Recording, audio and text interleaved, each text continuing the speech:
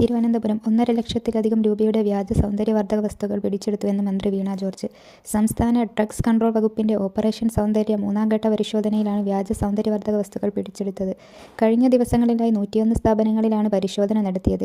Lipstick, face cream, baby powder, baby soap, baby oil തുടങ്ങിയവയാണ് പ്രധാനമായും പരിശോധിച്ചത്. മതിയായ ലൈസൻസുകളോ കോസ്മെറ്റിക്സ് റൂൾസ് 2020 നിഷ്കർഷിക്കുന്ന മാനദണ്ഡങ്ങളോ പാലിക്കാതെ നിർമ്മിച്ച് വിതരണം നടത്തിയ 12 സ്ഥാപനങ്ങൾക്കെതിരെ കേസെടുത്തു. ഗുണനിലവാരമില്ലാത്ത 1,50,000 രൂപയുടെ കോസ്മെറ്റിക് ഉൽപ്പന്നങ്ങൾ പിടിച്ചെടുത്തു.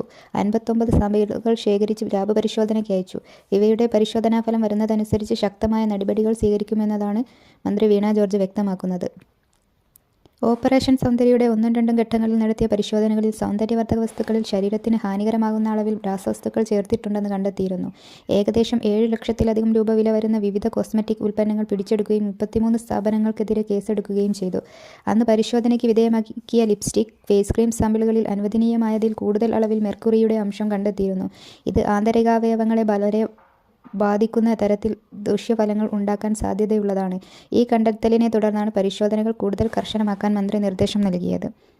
സൗന്ദര്യവർദ്ധക വസ്തുക്കൾ വാങ്ങി ഉപയോഗിക്കുന്നവർ ശ്രദ്ധിക്കേണ്ടതാണ്. ഇത്തരം ഉൽപ്പന്നങ്ങൾ മതിയായ ലൈസൻസോട് കൂടി നിർമ്മിച്ചതാണോ എന്നും നിർമ്മാതാവിന്റെ മേൽവിലാസം വ്യക്തമായി രേഖപ്പെടുത്തിയിട്ടുണ്ടോ എന്നും ലേബൽ പരിശോധിച്ച് വാങ്ങേണ്ടതാണ്.